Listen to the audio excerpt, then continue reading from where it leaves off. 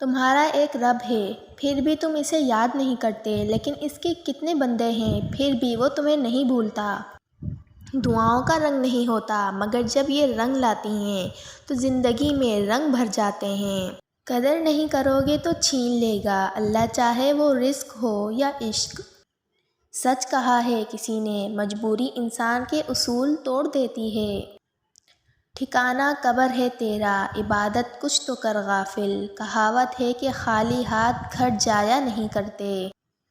دعائیں نظر تو نہیں آتیں، لیکن جب قبول ہوتی ہیں تو ناممکن کو ممکن بنا دیتی ہیں۔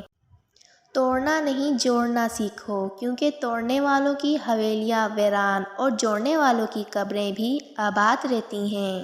دولت اور عہدے انسان کو عارضی طور پر بڑا کرتے ہیں، لیکن انسانیت اور اچھا اخلاق انسان کو ہمیشہ بلند درجے پہ رکھتا ہے۔ محبت اللہ سے ہو جائے تو ملاقات کی تڑپ فجر سے شروع ہوتی ہے اور تہجد پہ ختم ہوتی ہے۔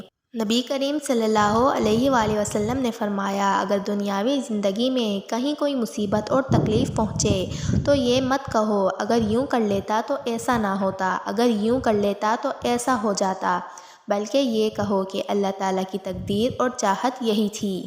ڈر اور خوف انسان کو کسی نہ کسی کا محتاج بنا دیتا ہے، اس سے بہتر یہ نہیں کہ اس رب سے ڈرو جس نے ڈر اور خوف کو پیدا کیا۔ نصیب کا لکھا مل کر ہی رہتا ہے، کب کہاں کیسے یہ سب میرا رب جانتا ہے۔ اور پھر اللہ تمہیں یوں خوش کر دے گا جیسے تم نے کبھی کوئی غم نہ دیکھا ہو۔ اور پتہ ہے اللہ بیٹی کیوں دیتا ہے؟ کہ تم بھی ویسا دکھ محسوس کر سکو جو تم کسی کی بیٹی کو دیتے ہو۔